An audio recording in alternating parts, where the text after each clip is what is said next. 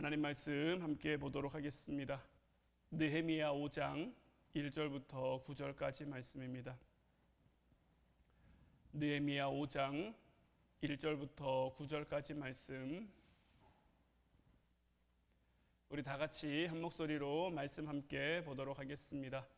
그때에 백성들이 그들의 아내와 함께 크게 부르짖어 그들의 형제인 유다 사람들을 원망하는데, 어떤 사람은 말하기를 우리와 우리 자녀가 많으니 양식을 얻어먹고 살아야 하겠다 하고, 어떤 사람은 말하기를 우리가 밭과 포도원과 집이라도 저당 잡히고 이 흉년에 곡식을 얻자 하고, 어떤 사람은 말하기를 우리는 밭과 포도원으로 돈을 빚내서 왕에게 세금을 바쳤도다.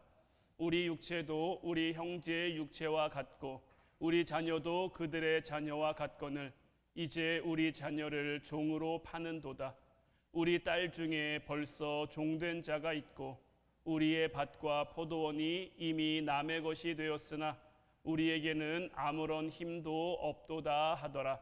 내가 백성의 부르짖음과 이런 말을 듣고 크게 노하였으나 깊이 생각하고 귀족들과 민장들을 꾸짖어 그들에게 이르기를 너희가 각기 형제에게 높은 이자를 취하는도다 하고, 대회를 열고 그들을 쳐서 그들에게 이르기를 우리는 이방인의 손에 팔린 우리 형제 유다 사람들을 우리의 힘을 다하여 도로 찾았거늘 너희는 너희 형제를 팔고자 하느냐?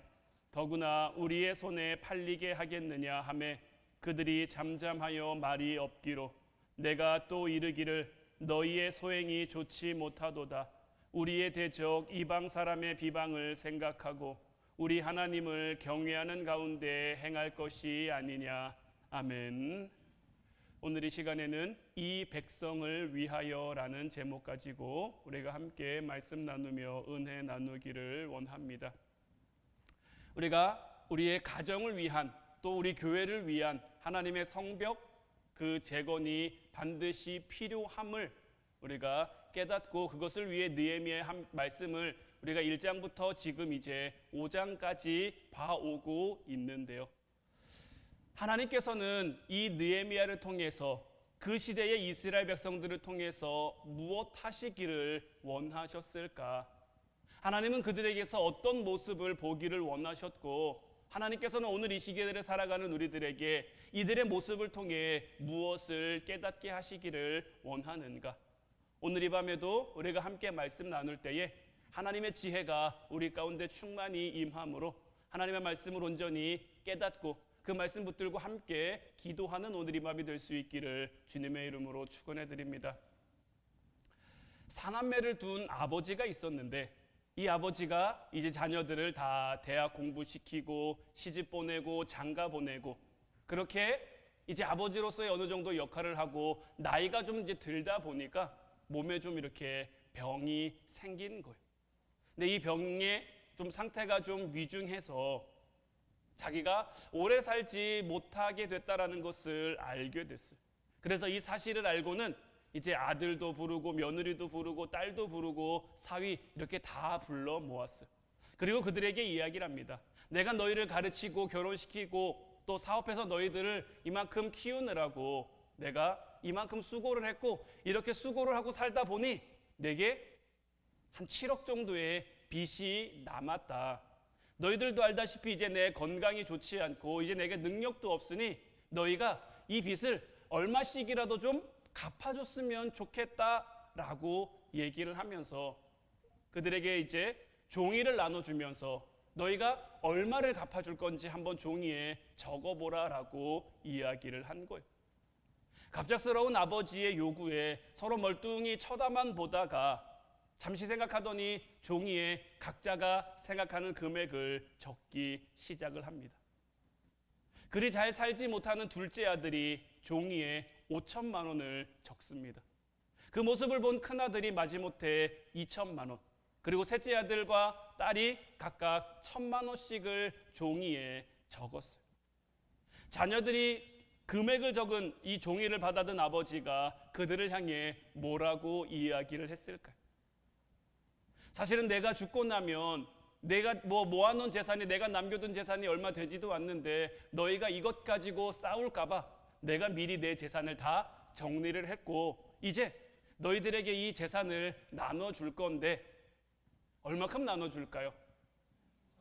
그렇죠. 그들이 종이에 쓴 만큼 나눠주겠다라고 이야기를 한 거죠. 제가 이 이야기를 왜 드리냐면요, 우리가 성경을 보면요 믿음 얘기 많이 나오죠. 소망, 사랑에 대한 얘기 많이 나오죠. 그런데 이보다 더 많이 나오는 얘기가 어떤 얘기인지 아십니까? 믿음, 소망, 사랑, 이 세 가지는 항상 있을 것이다 그랬는데 이 얘기보다 성경에 더 많이 등장하는 이야기가 바로 물질에 대한 이야기입니다. 사랑과 희생으로 열심히 자녀를 키웠어도 마지막에 그 돈 때문에 갈등이 생기는 그런 가정들 많이 봅니다. 부부간에도요 이 물질 문제 때문에 신뢰가 깨지는 관계 많이 보고요. 제가 얼마 전에 인터넷으로 어떤 이제 영상을 보니까요, 남자와 여자가 이제 결혼을 해서 사는데 그 결혼에 대한 비용, 그 결혼 생활을 이어가는 그 비용을 서로 50대 50으로 똑같이 이렇게 해놓고 조금이라도 어긋나거나 틀리면 양쪽에서 다 난리가 납니다. 왜 돈을 안 냈냐, 왜 돈을 안 보내냐, 이거는 이만큼 들었는데 얼마큼 보내야 된다, 이런 식으로 그것 때문에 싸우는 모습들이 이렇게 나오더라고요. 심지어는 교회 안에서는 어떻습니까? 교회 안에서도 물질 때문에 문제가 되는 경우를 우리는 종종 볼 수 있죠. 참으로 많은 갈등의 배후에 이 물질 문제가 있고요, 믿음으로도 쉽게 넘어서기 어려운 게 바로 이 물질 문제라고 할 수 있을 거예요. 그런데 이 느헤미야가 오늘 말씀을 통해서 이 물질과 관련된 어떤 경제적인 문제와 관련된 문제를 해결해 가고 있는데, 이것을 어떻게 해결해 가는지 하나님께서 느헤미야를 통해 주시는 그 하나님의 지혜를 우리가 함께 깨달아 우리도 우리의 삶 가운데 하나님의 지혜로 살아갈 수 있기를 주님의 이름으로 축원해 드립니다. 오늘 본문 1절부터 5절까지 말씀을 다시 한번 보면요, 그때의 백성들이 그들의 아내와 함께 크게 부르짖어 그들의 형제인 유다 사람들을 원망하는데, 어떤 사람은 말하기를 우리와 우리 자녀가 많으니 양식을 얻어먹고 살아야 하겠다 하고, 어떤 사람은 말하기를 우리가 밭과 포도원과 집이라도 저당 잡히고 이 흉년의 곡식을 얻자 하고, 어떤 사람은 말하기를 우리가 밭과 포도원으로 돈을 빚내서 왕에게 세금을 바쳤도다. 우리 육체도 우리 형제의 육체와 같고 우리 자녀도 그들의 자녀와 같거늘 이제 우리 자녀를 종으로 파는도다. 우리 딸 중에 벌써 종된 자가 있고 우리의 밭과 포도원이 이미 남의 것이 되었으나 우리에게는 아무런 힘이 없도다 하더라. 자, 역사적인 시점으로 볼 때요, 이 느헤미야 5장은 성벽을 중수하고 난 다음에 한 12년쯤 지난 다음에 일어난 일입니다. 그런데 먼저 미리 여기에 기록된 건요, 성벽 재건에, 성벽을 그들이 쌓아감에 있어서 여러 가지 방해와 여러 가지 어려움이 있었다라는 것을 보여주기 위해서 미리 기록이 되어 있는데, 자, 1절 말씀을 보면 그때의 백성들이 그들의 아내와 함께 크게 부르짖었다라고 되어 있는데, 백성이 아내와 함께 크게 부르짖었다라는 것은 먹고 사는 생계의 문제가 그만큼 심각했다라는 의미를 가지고 있는 거예요. 그러니까 지금 이들이 와서 크게 부르짖는데 뭐라고 부르짖냐면 이런 겁니다. 밥도 제대로 먹지 못하는데 성벽을 지은들 뭐하냐? 당장 먹고 살 것도 없는데 우리가 어떻게 믿음을 이어가며 어떻게 신앙을 이어가냐? 이러면서 지금 느헤미야 앞에 나와서 크게 울부짖고 있는 거예요. 이 먹고 사는 문제의 처절함은요, 당해보지 않은 사람은 모릅니다. 지금 이 이스라엘 백성은요, 그저 먹고 사는 문제, 그냥 먹고 살기 힘든 정도가 아니라 지금 곡식이 없어서 땅을 저당 잡혔는데 흉년까지 든 그런 상황이에요. 바사 왕국에 세금을 내야 되는데 세금 낼 돈이 없으니 땅을 저당 잡혀서 그냥 급전까지, 그냥 오늘 말로 하면 급전까지 땡겨온 거죠.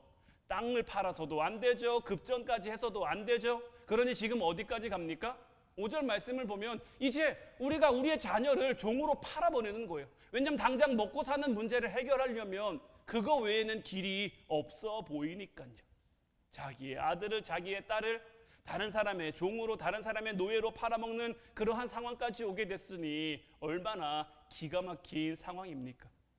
이런 상황 가운데 6절 7절 말씀 이어서 보면 내가 백성의 부르짖음과 이런 말을 듣고 크게 노하였으나 깊이 생각하고 귀족들과 민장들을 꾸짖어 그들에게 이르기를 너희가 각기 형제에게 높은 이자를 취하는도다 하고 대회를 열고 그들을 쳤다라고 되어 있는데, 이 극심한 가난으로 인해서 힘들어하는 백성들의 그 울부짖음, 그 부르짖음을 듣고 느헤미야가 일단은 크게 노했다라고 되어 있어요. 느헤미야는 왜 노했을까요? 가난한 백성을 돌보지 않는 그 부자들이 괘씸해서 노했을까요?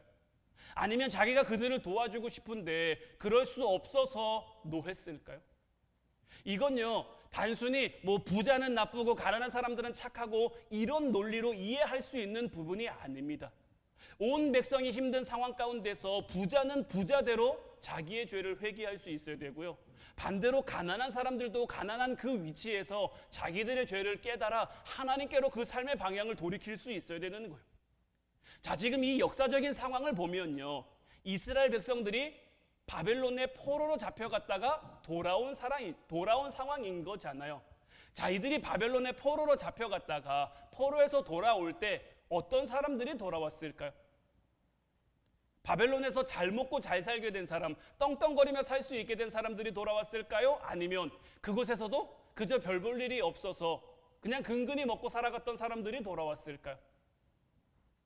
그곳에서도 힘들고 어려운 사람들이 다시 예루살렘으로 돌아온 거예요.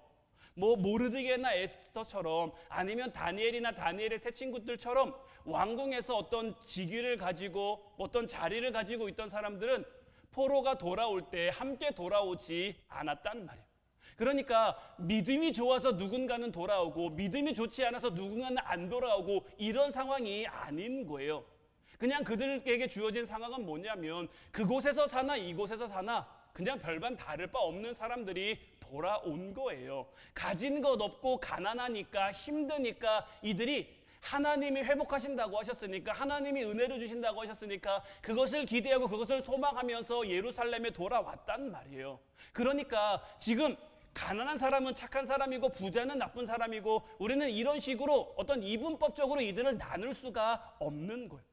물론 느헤미야는 왕궁의 기득권을 버리고 돌아왔죠. 능력의 기도로 왕의 허락을 얻고 무너진 예루살렘 성벽을 재건하러 왔죠. 그런데 와서 보니까 어떻습니까? 포로로 끌려가지 않고 남아있던 사람들도 그렇고요, 포로에서 돌아온 사람들도 그렇고요, 성전을 이제 에스더를 통해서 짓기는 졌는데 그들의 삶을 위해서 무언가 마련된 건 하나도 없는 거예요. 여전히 성벽에 무너진, 여전히 왕궁에 무너진 흙더미와 자네들이 그냥 이렇게 있는 거죠. 그 무너진 흙더미도 제대로 치우지 못한 채 무기력과 가난함 속에서 살아가고 있는 그들, 그런 그들의 모습을 바라보니까 안타까우면서도 한편으로는 노할 수밖에 없는 거죠. 우리가 하나님의 구원, 하나님의 은혜를 얻기를 원한다면, 하나님이 우리에게 그거 주시기를 원한다면 우리가 어떻게 해야 될까요? 여러분들이 정말 힘들어요. 여러분들이 정말 어려워요. 근데 무언가 여러분들을 도와줄 사람이 있어요. 그 사람이 아니면 해결이 안 돼요. 그럼 여러분들은 어떻게 하시겠습니까? 가서 그 사람 바지끄랑이라도 붙잡아야죠. 나 좀 살려달라고, 나 좀 어떻게 해달라고. 하나님 앞에서도 마찬가지인 거예요. 하나님이 내 유일한 길, 하나님이 유일한 내 방법이라고 우리가 생각하면요, 하나님 바지가랑이라도 붙잡아야죠. 하나님 앞에 나와 간절히 매달리고 간절히 구해야 되는데 그들은 삶의 무게에 좌절하기에 바쁘고 원망하기에 바쁘고 불평하기에 바쁜 거예요. 이런 모습이 느헤미야 보기에 안타까우면서도 크게 노할 수밖에 없는 상황인 거고요. 반대로 부자들을 보면서도 노할 수밖에 없어요. 왜냐하면 부자들이 자기들이 가진 것이 있어서 빌려주는 건 좋은데 하나님의 말씀에요, 그들에게 주어진 율법의 말씀에요, 형제에게 뭔가를 빌려줄 때는 이자를 취하지 말라고 돼 있단 말이에요. 그래서 형제인 유다 사람을 원망하도록 했다라는 거죠. 지금 예루살렘의 회복을 위해서 모든 사람이 한마음 한뜻이 되어야 할 이때에 부자는 가난한 형제들을 착취하고 있고 가난한 사람들은 부자들을 원망만 하고 있으니 느헤미야가 이 모습을 보니 참 안타깝기가 그지없는 거고 참 노할 수밖에 없는 그러한 상황인 거예요. 우리가 반드시 기억해야 될 건 뭐냐면요, 물질은 누가 주시는 겁니까? 물질은 하나님이 주시는 겁니다. 그렇기 때문에 하루아침에 하나님이 우리에게 필요한 것을 주셔도 우리는 할 말이 없는 거고요, 반대로요, 우리의 것을 가져가셔도 할 말이 없는 거예요. 그런데 어떻습니까? 있다가도 생기는 물질이고 없다가도 우리에게 주어지는 그런 물질인데, 그 물질 때문에 가정이라는 공동체 안에서도, 교회라는 공동체 안에서도, 우리의 삶이라는 그 공동체 안에서도 얼마든지 문제와 갈등이 생길 수 있다라는 거죠. 느헤미야는 이 문제를 어떻게 풀어가고 있습니까? 오늘 말씀이 우리에게 주고자 하는 메시지는 뭐냐면요, 이 백성 공동체가요, 그래도 그들의 문제를 해결할, 그들의 문제를 소통할 창구를 하나님이 열어주셨다라는 거예요. 누구를 통해서입니까? 느헤미야를 통해서인 거죠. 느헤미야가 그들의 말을 들어준다라는 것, 가난한 사람들과 많이 가진 사람들의 그 중재자 역할을 느헤미야로 하여금 하나님이 주신 지혜로 감당하게 했다라는 것이 이 공동체에게 주어진 희망인 거예요. 저도요, 이 자리에서 여러분들에게 말씀을 전할 때는 고난도 축복이고 고난도 하나님의 뜻이고 고난도 하나님의 의미입니다라고 여러분들에게 이야기를 하고 선포를 하고, 물론 실제로 그런 믿음의 확신을 가지고 살아가지만, 그래도 힘든 성도, 어려운 성도, 아픈 성도들을 보면 참 마음이 아픕니다. 하나님이 빨리 좀 해결해 주셨으면 좋겠고, 하나님이 빨리 좀 도와주셨으면 좋겠고, 이런 마음이 제 안에 너무 많이 든단 말이에요. 이들을 바라보는 느헤미야의 심정도 같은 마음 아니었을까요? 지금 이 백성들이 어려운 것이, 굶는 것이 이들이 뭐 사치하거나 놀거나 뭐 그랬기 때문이 아닌데, 예루살렘에 돌아왔더니 그들의 삶이 어려웠고 그들의 삶이 무거웠고, 게다가 흉년까지 닥치는 바람에, 말씀드린 것처럼 지금 이 오늘 본문의 말씀은 성벽이 중수되고 난 다음에 대략 한 10년쯤 지난 후의 상황인 거잖아요. 지금 그들을 향해 지금 와서 어려움을 토로하고 있는 이들도 어떤 이들입니까? 느헤미야와 함께 성벽 중수에 동참했던 사람인 거고요. 부자들도 어떤 사람들입니까? 물론 개중에 아닌 사람들도 있을 수 있지만 이들 중에 대다수는 느헤미야와 함께 성벽 중수에 동참했던 그 사람들이란 말이에요. 똑같이 성벽 중수에 동참했던 사람들인데, 누구는 와서 힘들다고 원망하고 있고, 누구는 와서 뭐 그럴 수도 있지 않냐라고 이야기를 하고 있는데, 그것을 바라보는 느헤미야의 마음이 참 안타까울 수밖에 없는 거죠. 그러니까 이런 상황 가운데 느헤미야가 6절 말씀 7절 말씀 보면 크게 노했으나 바로 이어서 뭐합니까? 깊이 생각하는 거예요. 느헤미야는 이런 상황 속에서 자기의 감정적으로 자기의 생각대로 자기의 마음대로 행동하는 게 아닙니다. 여기서 깊이 생각했다라는 것은 하나님의 뜻을 구하고 하나님의 뜻을 물었음을 의미하는 거예요. 그리고 하나님이 주신 지혜로 지금 이 문제를 풀어가고 있는 거예요. 하나님이 주시는 말씀대로, 하나님이 주신 그 뜻대로 그들의 방향을 이끌어갔음을 말하고 있는 거예요.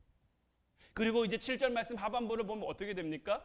대회를 열었다라고 되어 있는데, 지금 이들은, 지금 느헤미야가 바라보는 예루살렘의 사람들은 어떤 모습일까요? 분열된 모습이잖아요. 가난한 사람들은 가난한 사람들대로, 무언가를 가진 사람들은 가진 사람들대로 이들이 쉽게 하나가 될 수 없을 것 같은데, 지금 느헤미야는 이들을 향해 어떤 지금 대회를 열었습니다. 이들이 함께 모일 수 있는 그 자리를 마련한 거예요. 근데 어떤 모임도 가서 보면요, 어떤 세상적인 모임을 보면요, 어떤 빈부에 대한 갈등, 학벌에 대한 갈등, 지위에 대한 갈등은요 있을 수밖에 없습니다. 왜냐하면 사람들은 이런 차이에서 오는 어떤 만족도 느끼고요, 아니면 어떤 질투도 느끼고요, 시기도 느끼기 때문에 이런 문제가 있는데 이들이 온전히 하나가 된다? 이건 세상적인 기준으로서는 있을 수가 없는 것. 오해가 생길 수밖에, 갈등이 생길 수밖에 없는 그런 대회를 지금 느헤미야는 열고 있는 것. 이것을 열고 느헤미야는 그들에게 무엇을 말합니까?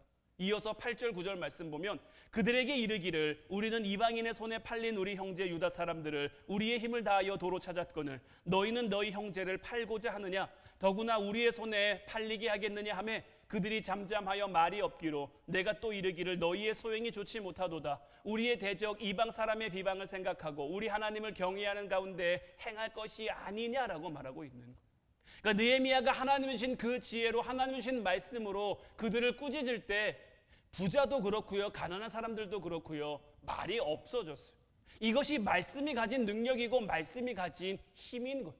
사람은 저마다의 생각을 가지고 있죠. 저마다의 가치를 가지고 있고 저마다의 판단 능력을 가지고 있어요. 그래서 모든 것을 바라볼 때요, 자기 생각, 자기 판단, 자기 어떤 마음이 앞서는 것이 뭐 당연한 거란 말이에요. 그러나 하나님의 말씀이 임하면요, 하나님의 권능이 임하면요, 이 모든 것이 잠잠해질 수밖에 없는 거예요.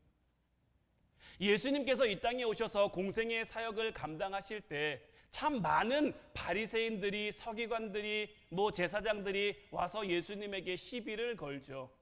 예수님은 그들을 무엇으로 대하십니까? 예수님은 한 번도 자기 생각이나 자기 감정으로 그들을 대하시지 않아요. 하나님이 예수님에게 주신 그 말씀으로 그들을 대하는 것. 말씀으로 그들을 대하니까 그들이 모든 상황 가운데 할 말이 없는 것. 바리새인들이 얼마나 예수님을 좀 이렇게 해보려고 함정 같은 그런 문제를 많이 합니까? 현장에서 가늠하다 잡혀온 여자를 데리고 와서 이 여자를 돌로 치는 게 맞습니까? 아닙니까? 돌로 치라 그러면 예수님이 지금 전하고 있는 형제를 사랑하라는 그 말씀에 위배되는 것이고, 돌로 치지 말라고 하면 모세의 율법을 어기는 것이 되니 그들이 생각할 때는 어떻습니까? 이렇게도 못하고 저렇게도 할 수 없는 굉장히 곤란하고 난처한 질문이란 말이에요. 난처한 상황을 예수님에게 만들었단 말이에요. 그러나 예수님께서는 하나님이 주신 그 지혜를 가지고 죄 없는 자가 먼저 돌로 치라 이렇게 말씀하시면서 하나님의 뜻을 그들 가운데 행하니까 그들이 잠잠할 수밖에 없는 거예요. 그들이 아무런 말도 할 수가 없는 거예요. 그러면서 이 상황 속에서 느헤미야가 이제 그들에게 뭐라고 합니까? 하나님의 말씀으로 그들을 잠잠하게 하고 그들에게 뭐라고 말하냐면, 내가 또 이르기를 너희의 소행이 좋지 못하도다. 우리의 대적 이방 사람의 비방을 생각하고 우리 하나님을 경외하는 가운데 행할 것이 아니냐라고 말하고 있는 거죠. 그러니까 이 말은 뭐냐면요, 지금 우리는 다 하나님을 믿는 사람인데, 하나님의 백성인데, 지금 우리를 바라보고 있는 지금 이 이방 사람들을 생각하면 지금 우리의 모습을 보고 뭐라고 생각할 거냐, 뭐라고 할 거냐. 믿는 사람으로서 안 믿는 사람에게 비방을 들을 수 있다는 것을 기억하라는 것. 나의 행함으로 인해서요, 믿지 않는 사람이 하나님을 비방할 수도 있고요, 하나님을 경외할 수도 있는 것. 내 주변에 있는 사람이요, 어떤 내 가족이요, 교회의 하나님을 비방하는 것이, 아니면 비방하지 않는 것이 모두 다 어쩌면 내 삶의 결론일 수 있는 거예요. 내가 그들에게 보인 삶의 행실이, 내가 그들에게 보인 그 삶의 영향력이 그들에게 미쳐서 그들이 교회의 하나님을 비방할 수도 있고 비방하지 않을 수도 있다라는 거죠. 내 삶을 보고 내 행동을 보고 하나님을 경외하게 하려면, 하나님을 믿는 것은 그 다음 문제입니다. 내 가족이 하나님께로 돌아오는 것은 그 다음 문제예요. 그러나 하나님이 살아계시구나, 하나님이 있긴 있구나 라고 그들이 인정하게 하는 것은 내 삶에서 내 손이, 내 발이 가서 구체적으로 적용하고 구체적으로 살아내야 이 모든 것들이 이루어질 수가 있는 거예요. 하나님께서는 이것을 위해 느헤미야를 이스라엘 가운데 보내신 거예요. 지금 이들에게 생긴 경제적인 문제, 경제적인 어려움, 어떻게 해결해야 될까요? 다 먹고 살기 힘든 지금 그 시대를 그들이 보내고 있단 말이에요. 가난한 사람들을 그냥 이렇게 마냥 두둔할 수도 없고, 그렇다고 부자인 사람들은 마냥 질책할 수도 없는 그런 상황입니다. 모두가 힘들고 어려운 그 시대에 이러지도 못하고 저러지도 못하는 그 상황 가운데서 느헤미야는 어떻게 이 문제를 풀어가고 있습니까? 하나님께서는 어떻게 이 느헤미야에게 이 문제에 대한 방향을 제시하십니까? 하나님의 말씀을 통한, 하나님의 뜻을 통한 그 깨달음으로 이들을 이끌어가게 하시는 것. 이제 우리가 이 이후의 말씀은 금요 기도의 시간에 이어서 더 보겠습니다마는, 우리의 삶의 결론을 통해서 믿지 않는 사람들은 하나님을 비방할 수도 하나님을 비방하지 않을 수도 있다라는 거예요. 느헤미야는 이제 이들을 향해서 형제들에게 꾸어주는 것은 좋다. 다만 이자를 받지 말자. 너희가 이자 받은 게 있으면 다시 돌려주자라고 이야기를 합니다. 그리고 이 백성들은요, 느헤미야의 말에 순종을 합니다. 제가 맥주절 특별 기도회 때도 말씀드렸습니다만은 사람들은요, 믿음 생활을 하면서도요, 뭔가 내 거를 나눠야 되고 내 거를 이렇게 덜어야 되는 그런 상황이 오면요, 참 이상하게 손해보는 것 같은, 하나님이 주셨다는 거 알아요. 하나님이 맡기셨다는 거 알아요. 근데 한번 내 손에 들어온 것을 나누게 하시고 무언가를, 어떤 내가 누군가에게 뭔가 또 나눠주면, 또 나눠주는 생색이라도 나면 좋은데, 나눠주는 모양새라도 나면 좋은데, 그런 게 전혀 없는 모양, 그런 게 전혀 없는 상황이면요, 이상하게 손해보는 것 같은, 하나님 나한테 왜 이러십니까? 하나님 왜 나한테 주실 때는 언제고 왜 이것을 도로 가져가십니까? 이런 마음이 우리에게 들 수도 있단 말이에요. 그러나 지금 이 이스라엘 백성들은요, 느헤미야를 통해 주신 하나님의 말씀에 순종하고 있다라는 것. 이게 이 공동체가 그래도 가지고 있는 어떤 희망적인 모습인 거고요. 하나님께서 어떻게 우리의 삶을 살아가야 되는지 이 느헤미야와 이 공동체를 통해 우리에게 보여주고 있는 거예요. 느헤미야가 말씀으로 그들에게 꾸짖으면서 이야기했습니다. 말씀의 힘과 말씀의 능력을 그들에게 나타냈어요. 그리고 그들은 그 말씀의 권위에 순종했고요. 이제 우리는 우리의 삶 가운데 어떤 모습으로 살아가야 될까요? 우리를 통해 하나님의 말씀, 하나님 말씀의 권위가 세워지게 해야 되는 것. 특별히 우리도 우리의 삶 가운데 가장 치사한 문제가 사실 물질 문제죠. 우리가 이 땅을 살아가면서 물질은 없어서는 안 되기 때문에 반드시 있어야 되고 반드시 필요하기 때문에 이 문제에서만큼은 예민하고 이 문제에서만큼은 참 뭐가 정답이라고 말하기도 어려울 만큼 참 난처한 문제이기도 하지만 이런 문제 가운데 우리는 어떻게 해야 됩니까? 우리에게 주시는 그 하나님의 뜻을 따라 하나님을 경외하는 모습을 이 땅 가운데 비칠 수 있어야 되는 것. 우리의 삶의 결론이 그들에게 보여지는 것. 우리의 삶의 영향력이 그들에게 보여지는 것. 그리고 하나님께서는 이런 우리를 통해서 이 땅 가운데 하나님 나라가 세워지길 원하시는 것.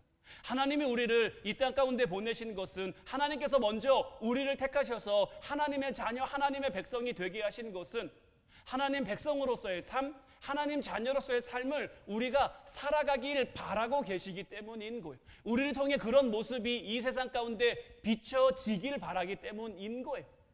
무작정 나눠라, 무작정 베풀어라, 이런 말씀을 여러분들에게 드리는 게 아닙니다. 나눔도요, 그냥 막 나눈다고 해서 하나님이 원하시는, 하나님이 기뻐하시는 나눔이 되는 게 아니에요. 하나님 앞에 묻고 하나님 앞에 기도하고 하나님이 우리에게 주신 그 뜻을 따라 내가 나누기 싫어도 나눠야 되면 나눠야죠. 반대로 내가 나누고 싶어도요, 하나님 뜻이 아니면요, 멈출 수 있어야죠. 우리가 잘 부르는 찬양 중에 주님 말씀하시면 내가 나아가리라, 주님 뜻이 아니면 내가 멈춰서리라, 나의 가고 서는 것 주님 뜻에 있으니 오 주님 나를 받으소서. 우리가 찬양으로 이렇게 고백하잖아요. 우리의 삶의 모든 것에 있어서 내 마음에 드는 것도 내 뜻대로가 아니고요, 내 마음에 들지 않는 것도 내 뜻대로가 아니고요. 하나님께서는 지금 느헤미야를 왜 보내셨습니까? 이 백성을 위해서 보내신 것. 하나님께서 우리를 이 땅에 왜 보내셨습니까? 우리에게 맡겨진 그들을 위해서 보내신 것. 내 가족일 수도 있고요, 내 형제일 수도 있고요, 내게 허락된 어떤 이웃들일 수도 있고요. 그들을 위해서 하나님은 나를 내 삶의 자리에 보내신 거예요. 그리고 내 삶의 자리에서 하나님이 나를 가난하게 하실 수도, 부하게 하실 수도, 나를 낮추실 수도, 나를 높이실 수도 있지만 그 자리에서 하나님을 경외하는 모습을 우리는 보일 수 있어야 되는 거예요. 하나님이 우리에게 원하시고 하나님이 우리에게 바라시는 모습이 바로 이런 모습인 거예요. 이제 오늘 밤 우리가 이제 같이 찬양하고 기도하기를 원하는데, 오늘 이 시간에는 찬송가 461장 십자가를 질 수 있나, 이 찬양 함께 고백했으면 좋겠어요. 주님께서 우리에게 십자가를 질 수 있니? 주님이 말씀하셨잖아요. 누구든지 나를 따르려거든 자기를 부인하고 자기 십자가를 지고 나를 따르라고 말씀하셨는데, 주님이 오늘 밤 우리에게 찾아오셔서 양 목사 나를 위해 십자가를 질 수 있니? 내게 맡겨진 그 십자가, 나를 위해서 질 수 있니라고 물어보시면 우리는 뭐라고 대답할 수 있을까요? 뭐라고 대답해야 될까요? 바라기는 이 찬송가에 나와 있는 가사처럼 죽기까지 내가 따르겠습니다. 하나님이 내가 원하시는 그 자리, 우리의 심령은 주님의 것이니 주님의 형상을 만들어 주옵소서. 잃어버린 하나님의 형상을 회복해가는 하나님의 자녀, 하나님의 백성으로서의 삶을 살아가는 우리가 되게 없어서 우리가 주님의 인도하심 따라 주님의 이끄심 따라 살아가는 동안 늘 사랑과 충성을 늘 주님 앞에 바쳐 하나님의 나라를 이 땅 가운데 세워가는 이런 일 다 할 수 있나 주님 물어보실 때 바울처럼 내가 살아가겠습니다. 베드로처럼 살아가겠습니다. 다윗처럼 살아가겠습니다. 내게 맡겨진 삶의 자리에서 내게 맡겨진 그 역할 내가 감당하며 살아가겠습니다. 우리가 이렇게 고백할 수 있다면 하나님의 뜻이 우리를 통해 이 땅 가운데 세워짐으로 말미암아 우리가 하나님의 백성 하나님 자녀로서의 그 명예를 그 영광을 하나님 앞에 올려드릴 수 있는 거겠죠. 이제 우리가 같이 이 찬양 함께 부르고 같이 결단함으로 하나님 앞에 고백하는 그 기도로 오늘 이 밤 같이 뜨겁게 기도할 수 있었으면 좋겠습니다.